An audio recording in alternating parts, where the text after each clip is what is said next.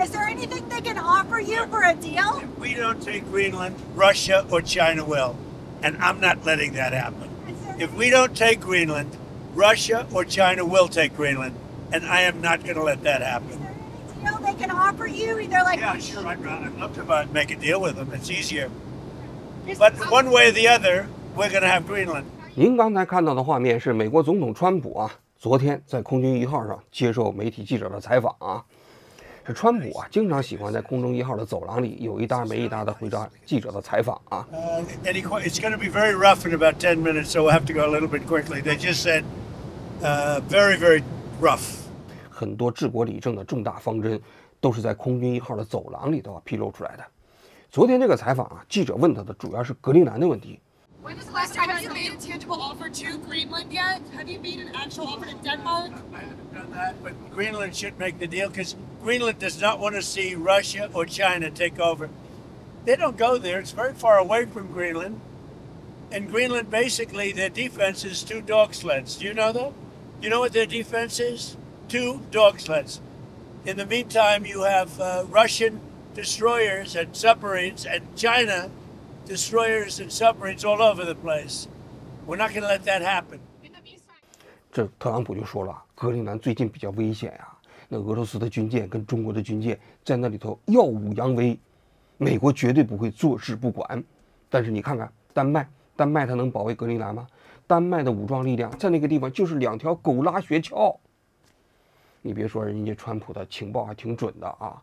这丹麦在格陵兰啊，的确有自己的国防军，他们的主要交通工具啊，确实是狗拉雪橇。因为在格陵兰啊，冰天雪地啊，这个地方平时他那原住民就因纽特人，主要交通工具就是狗拉雪橇嘛，所以丹麦的军队平时也主要用狗拉雪橇来当交通工具。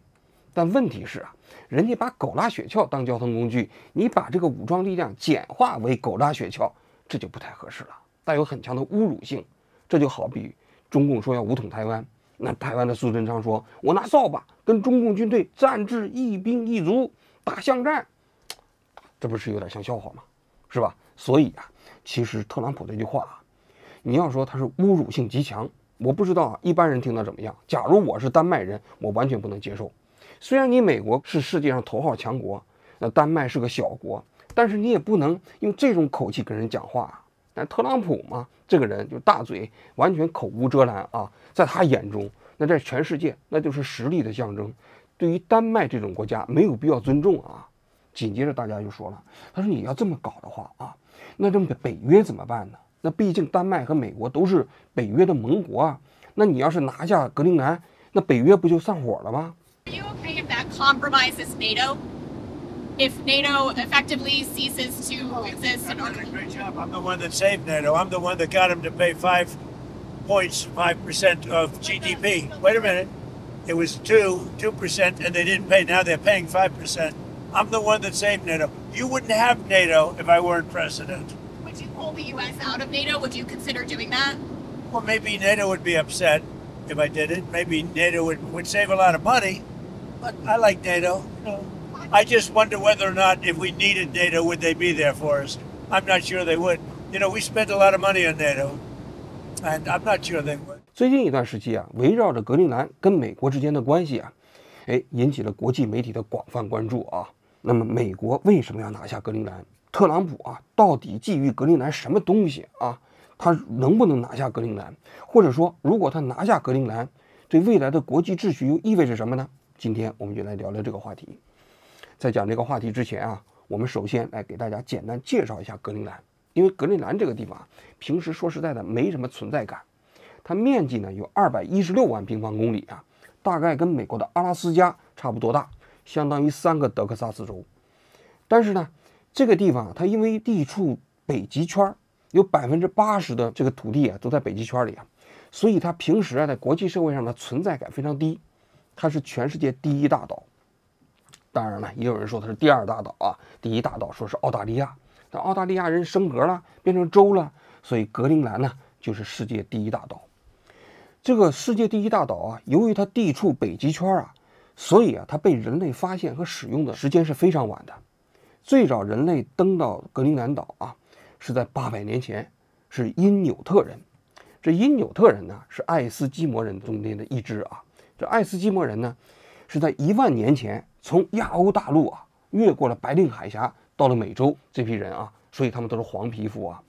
这批人到了美洲之后呢，一批就南下了，就占领了这个南美洲。后来印第安人呢，实际上大概都是这个人种的后裔啊。还有一批不怕冷的，就往北走，就成了爱斯基摩人。还有一批更不怕冷的，最后就在800年前登上格陵兰岛。所以你看呢，从这个角度来讲，格陵兰实际上跟中国的血缘关系还更大啊，因为这个因纽特人的血缘呢，跟中国实际上更近。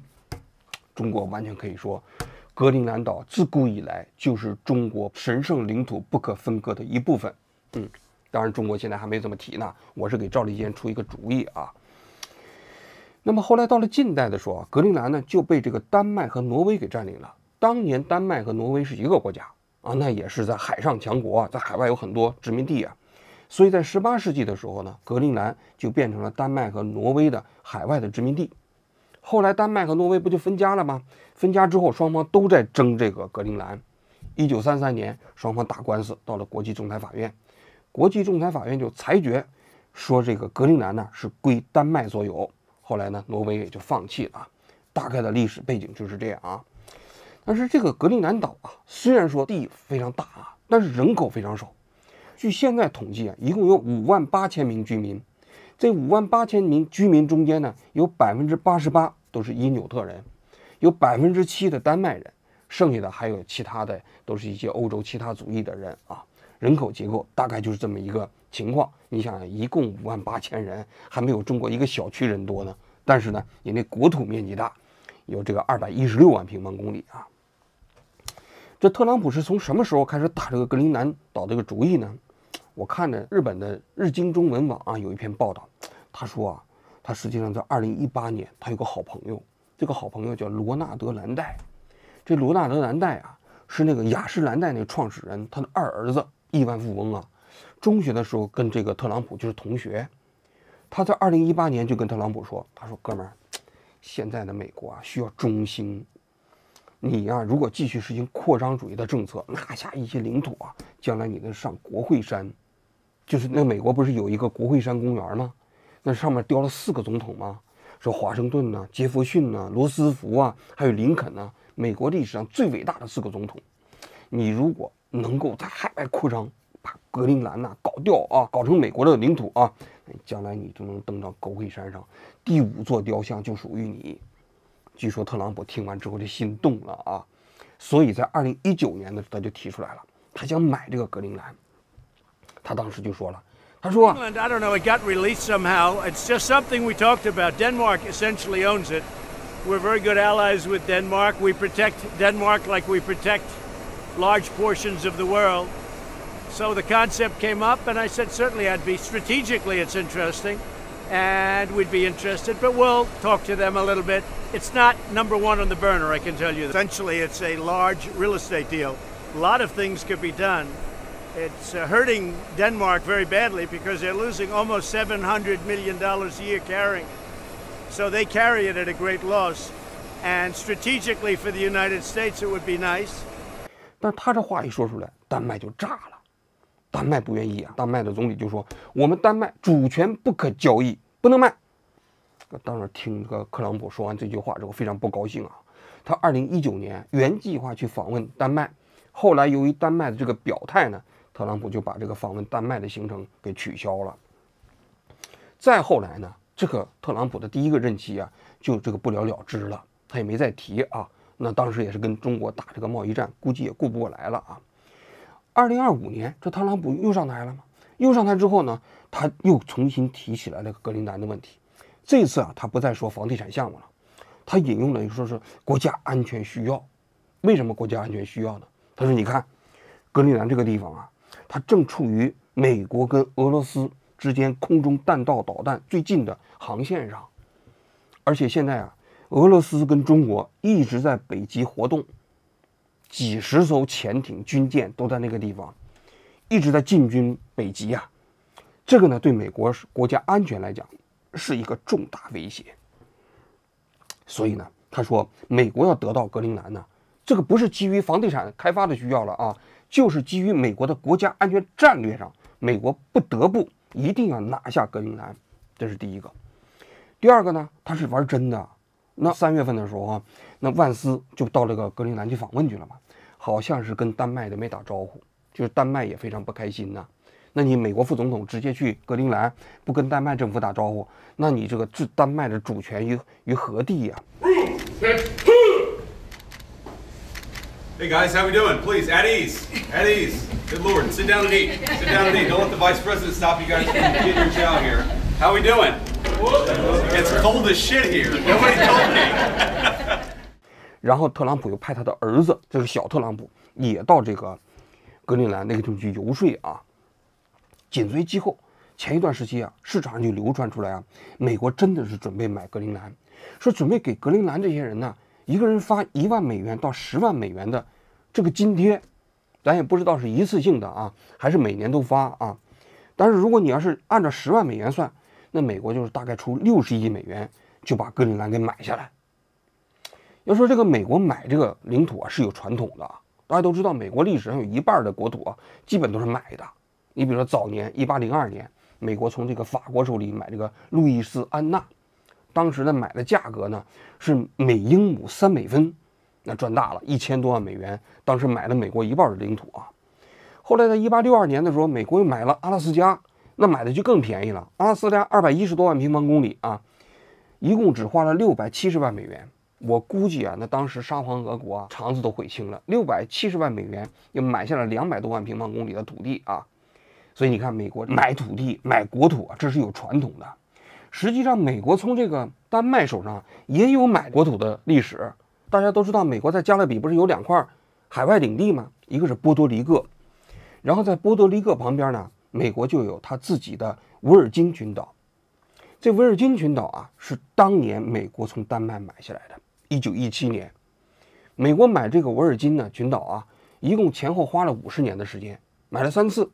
第一次买完之后，好像是这个美国自己没批准；第二次买完之后呢，丹麦没批准。后来在1917年的时候，第一次世界大战打起来了，美国当时实际上也是半强迫，要求丹麦必须把这个维尔京群岛卖给他。后来丹麦一共开价2500万美元，美国呢就把这个维尔京群岛给买下来了。所以你看到了，美国实际上是有购买国土的这个传统的，跟丹麦也有购买这个国土的传统啊。所以美国这次呢就准备向丹麦再开价，然后呢，你如果丹麦不同意，那我从这个格陵兰岛这个地方，我再跟他去讲，直接从他这手里头买。那这也是美国现在的想法之一啊。第三个方面呢，据说美国实在不行就准备军事占领。这特朗普就说了嘛，不排除使用军事手段，不排除，就跟习近平说的，我们不排除用武力手段来统一国家，一模一样的口气啊！大家可以看到了吗？要你说特朗普跟习近平是哥们儿呢，这2个人说话的方式都很相近啊。其实现在美军呢，在这个格陵兰岛上有军队，驻扎着200人。那去年3月份，万斯到那去访问的时候，那还跟这些驻扎在格陵兰岛上的美军呢一起合影啊。那美军为什么在格陵岛上有驻军呢？这其实也有一段历史啊。就当时在1941年的时候，第2次世界大战不打起来了吗？那德军当时就攻占了丹麦。那丹麦这个国家太小了，在德军面前不堪一击，抵抗了4个小时就投降了。当时丹麦驻美国的大使啊，就背着丹麦政府就跟美国政府签订了一个条约，说赶紧签订一个条约，我们把格陵兰岛啊的防务包给你们美国了。因为担心什么呢？担心德国占领了丹麦之后，顺势占领格陵兰。那你想格陵兰这个地方啊，它属于北美洲，离美国又很近，那美国那非常高兴啊，于是拿着这个条约，美军就进入到了格陵兰，在这个地方成立了2个空军基地。后来呢，美国不是参战了吗？参战之后，那个地方空军基地的这个人数还挺多的，好像那个地方还有一些战地医院什么之类的啊。到1946年战争结束了，当时美国就觉得格陵兰这个地方挺好啊，就想把格陵兰买下来。杜鲁门当时给丹麦政府开价1亿美元，那当年的1亿美元还是个大数目啊。结果呢，丹麦就拒绝了。拒绝了之后呢，但是1951年的时候，美国跟丹麦就签署了一个正式的格陵兰防御条约。这个格陵兰防御条约里头啊，就规定了美国在格陵兰呢有很多特权。你比如说，他不是在格陵兰有驻军吗？这驻军中间，你比如说他们犯了法，那受美国法律的管辖，不受这个丹麦法律的管辖，这叫治外法权。就当年大家都知道，那列强在中国搞的治外法权就是如此啊。所以你看到了，美国在格陵兰也是有治外法权的。另外呢，美军在格陵兰的驻军呢，他比如说储存物资啊、修建港口啊，然后往里头放军队啊，都不需要征得丹麦政府的同意，只需要通知丹麦政府就行了。所以美军在格陵兰岛长期以来有驻军，现在他的那个军事基地啊，主要是这个导弹观测站。刚才不是讲了吗？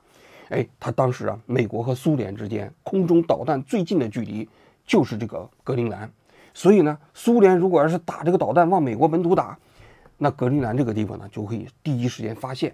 所以美国在格陵兰是有驻军的。假如说美军想要占领格陵兰，都不需要派本土的军队啊，直接用格陵兰岛上200名美军就可以把格陵兰给占领了。那你想想，丹麦那几百个军队肯定不是美军的对手啊。所以你看，特朗普就说了，实在不行，那我们可以动用军队。这是这个特朗普啊，这个关于格陵兰岛最近的一系列的发言啊。那么我们紧接着要分析了一下啊，这特朗普他前面说的这些东西到底有没有道理啊？他为什么要想孜孜以求的要搞定这个格陵兰呢？首先啊，他说这个中国和俄罗斯啊，在北极圈啊肆无忌惮、横冲直撞啊。客观来讲啊，就中国这些年在北极啊，实际上的确啊在搞一个计划，这么“一带一路”嘛，“一带一路”啊，实际上是一带一路到全世界啊，不是说只一带一路到非洲啊、亚洲啊，哪儿都有一带一路，包括极地也有一带一路。所以前些年中国呢一直在这个格陵兰这个地方加大投资。你比如说格陵兰这个地方，它有这个稀土矿，这格陵兰的稀土啊储量啊，在全世界还排得上号的。据说储量一共是有150万吨，这150万吨呢，跟美国本土啊相差的不多了。美国加起来一共190万吨，中国是400万吨，那全球第一啊。但是格陵兰这个地方也不少啊，所以中国有稀土矿啊，在那个地方做了这个股权投资。另外呢，丹麦在这个格陵兰这个地方搞基础上投资啊，它没什么钱呀。你想啊，它那个地方人口那么少，整个格陵兰岛的公路啊加起来不到100公里，然后机场呢也比较破旧了，所以前几年啊，它那个努克机场要过建，那个丹麦不是招投标吗？中方就投标啊，结果后来美国就说不行，你不能让中国建机场啊，中国建机场之后给你搞了那么多摄像头，那摄像头之后都连到华为的后台了，那你没有秘密了，对不对？后来丹麦就在美国的压力之下，就把这个整个招投标的项目给取消了。所以中国现在虽然在北极那个地方啊，试图有一些存在感，但实际上在格陵兰那个地方呢，存在感并不是特别强。你就比如说稀土矿来讲，人家格陵兰人自己也知道那有稀土矿，但是格陵兰人前几年人家议会就通过了一个决议，说凡是这个稀土矿中间啊含铀含量超过 PM100的都禁止开采。那格陵兰的稀土矿有一个非常重要的特点，就是它的稀土啊跟铀矿是合并在一起的，所以你要开采稀土矿，就有可能把这个含铀的这个矿石搞出来，那对环境的影响非常大。所以人格陵兰人非常在意这一点，还不太愿意开采呢。所以中国在格陵兰的存在感没有所说那么强。你要说中国占领格陵兰，那我觉得是天方夜谭啊。那美国为什么孜孜以求的想要占领格陵兰呢？咱不说美国了，主要是特朗普啊。特朗普自己讲了，他说军事威胁，我们刚才讲了，其实中国和俄罗斯啊，现在至少目前为止，没人感觉他要占领格陵兰嘛，所以这个理由实际上是不存在的。另外一方面啊，美军现在在格陵兰，我刚才讲了，也一直有驻军呢。你要说你防止这个俄罗斯，防止中国占领格陵兰，你现在的格陵兰的防御条约，也包括北约的防御条约，其实已经可以实现这个目标了。那前两天不是《纽约时报》的记者问这个特朗普吗？说你现在租借吗？你租借你这个格陵兰，同样可以达到这个目标啊。你军队在那个地方呢，对不对？包括你想开发这个稀土，没问题啊。你开发稀土的话，当然中共现在对美国卡脖子，美国在全球范围内开发稀土矿，你不需要把格陵兰纳入到美国领土嘛？你现在你也可以投资在格陵兰那个地方搞稀土矿嘛？那特朗普就说那不行。 because I want to do it properly. And properly means own it? Really, it is. To me, it's ownership. Ownership is very important, you know, Why is ownership important here? because it's what I feel is psychologically needed for success. I think that ownership gives you a thing that you can't do, whether you're talking about a lease or a treaty. Ownership gives you things and elements that you can't get from just signing a document that you can have a base. 这房子是租来的，那我们不可能好好保护，我们必须得拿到所有权，拿到所有权，我们才能认真保护它。那你想想，我们这个分析的结论是什么？也就是说，特朗普其实说的所有拿下格陵兰的所有的理由，都不是最终的理由，都不是真实的理由。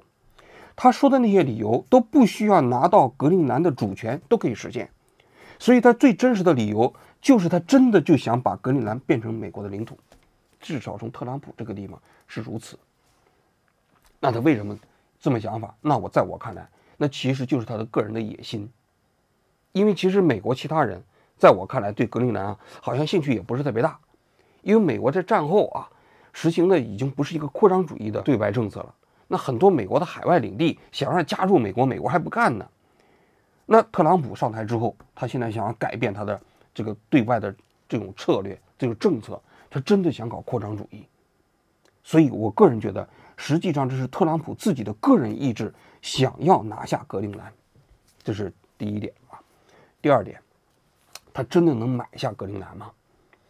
如果美国要想买下格陵兰他需要这么做，因为格陵兰呢，它从丹麦的殖民地变成了一个自治领。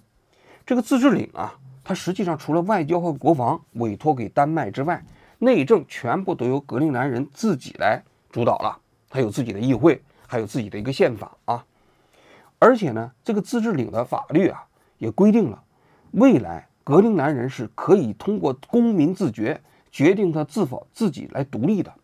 也就是说，他们搞一个全民公投，说我们格陵兰就独立了，就是丹麦议会批准一下，格陵兰就成为一个主权独立的国家了。那格陵兰呢，曾经搞过这个民意测验他86%的人想独立，但为什么没独立呢？是因为现在丹麦每年大概给格陵兰6亿美元，格陵兰的经济形势非常单一，主要是渔业，还有少量的矿业，所以这个地方呢，经济发展它非常落后，但是呢，它享受了丹麦的整体的社会福利，看病免费然后呢，那还有很多的福利保障他一旦独立的话，他可能享受不到这些了。所以格陵兰人是希望经济发展起来之后，慢慢的去搞独立。那么假如说美国要想买格陵兰的话，他只能这么操作，就是格陵兰首先从丹麦呢独立出去，搞独立公投，独立完之后呢，那他可以跟美国呢投票搞一个联合条约，那格陵兰跟美国联合了，不是吞并我们格陵兰愿意跟美国联合在一起，或者说呢，我跟美国搞一个类似于自由联系那样的一个条约，比如说太平洋呢，帕劳、马绍尔群岛跟美国就是一个自由联系的条约，自由联系的条约就这些国家的国防都交给美国了，交给美军了，然后有些国家里头呢，公民还可以获得美国的公民权，马绍尔群岛他们不能获得公民权，但是可以获得美国的免签呢，只有免签呢，等等，通过这种方式，如果格陵兰自愿加入美国的话，是完全可能的，通过这种途径但问题是，特朗普这次他的这个买卖实际上带有一些胁迫性质。那丹麦首先不同意其次，格陵兰人最近一段时间，我看美国有个网红跑到格陵兰就问，美国想要买你们同意吗？ What do you think about the United States buying Greenland? No more Danish. Why do you guys not like the Danish? Liar.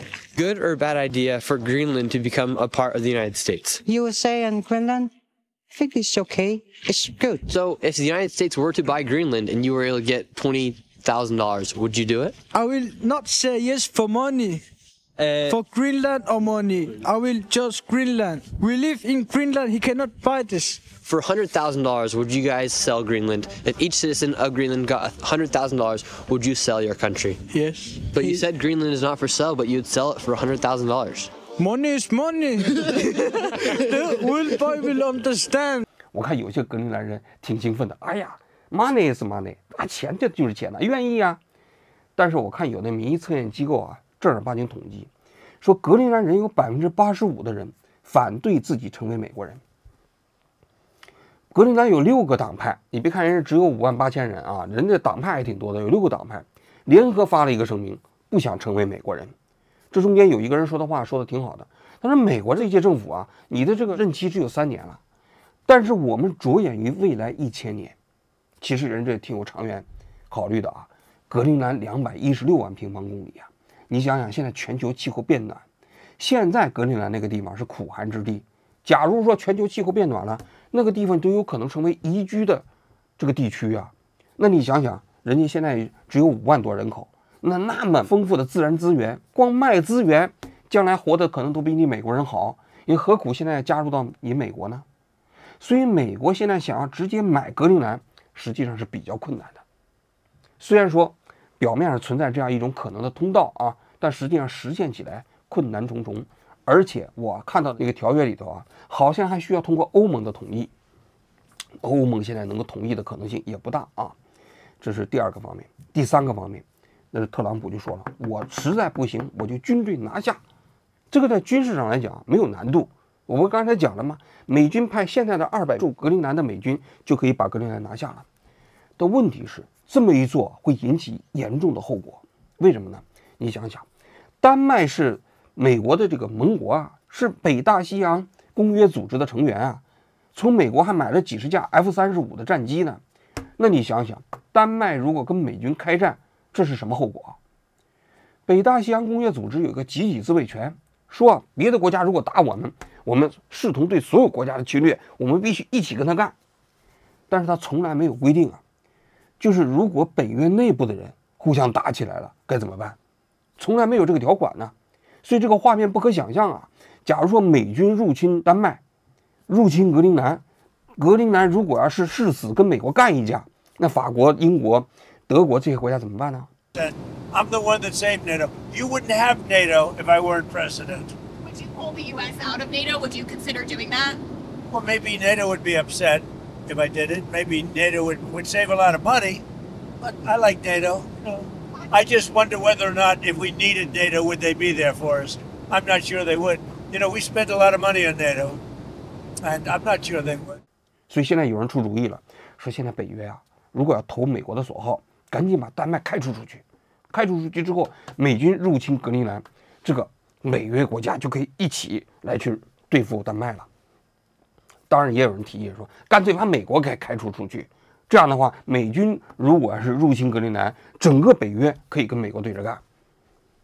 但不管哪一个这个层次的问题啊，这对北约来说都是一个毁灭性的影响。大家可以想象一下，北大西洋公约组织成立到现在70多年了，对维护地区稳定发挥了重要的作用。你别看华沙条约组织解体了啊，但是你想想，如果没有北约，那波兰现在我估计也早就被俄罗斯收拾了。那波罗的海3个国家，我估计又重新被俄罗斯统治了。那就是因为有北约的存在，那现在这些国家才可以过上安居乐业的生活。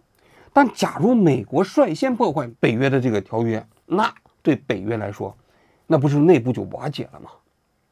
但是特朗普一直想瓦解北约啊，他一直是说，他说北约这个国家没什么，这个条约没什么用，就是我们美国一直承担这么大的防卫义务，他老早就想退出北约了。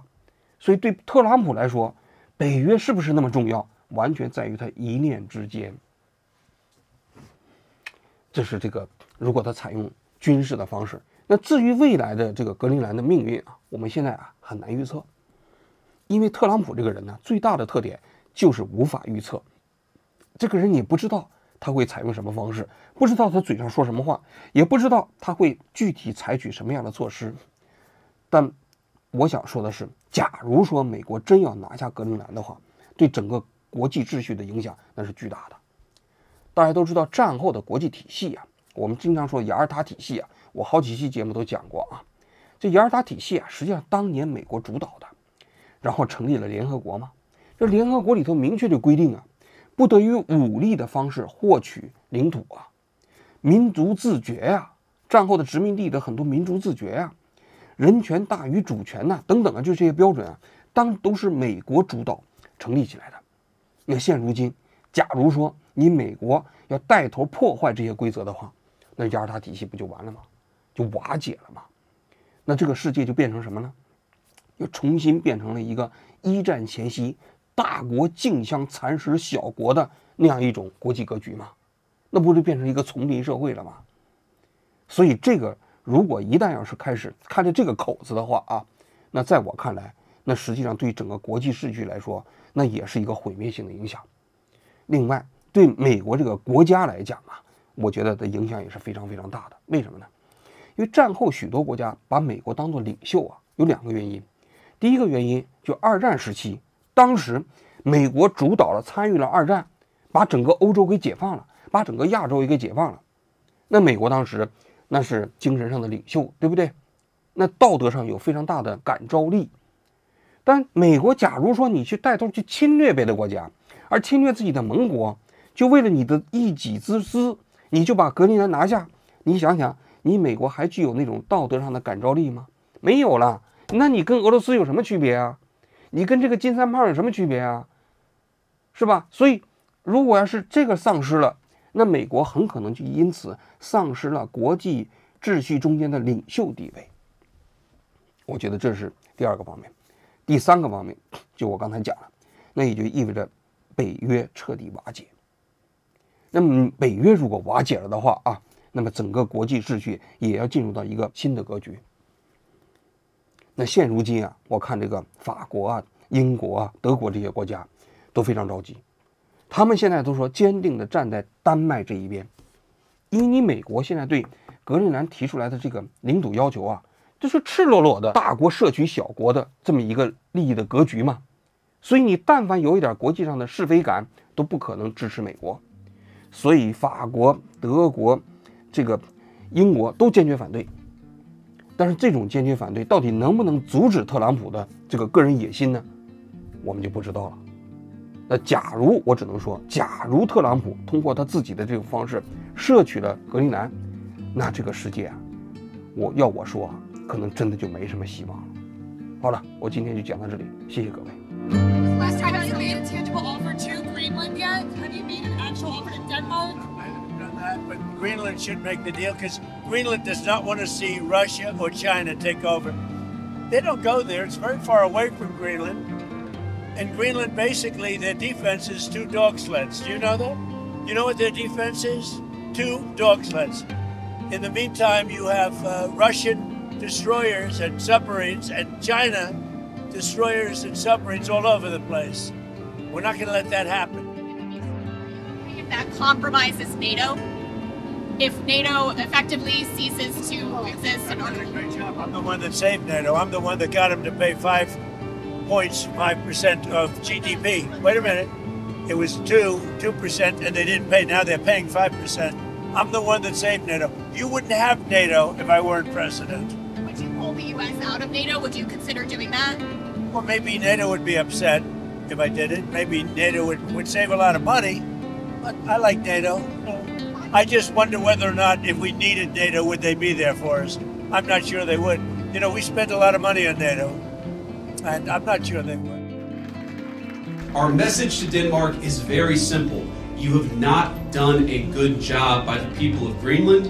You have underinvested in the people of Greenland, and you have underinvested in the security architecture of this incredible, beautiful landmass filled with incredible people.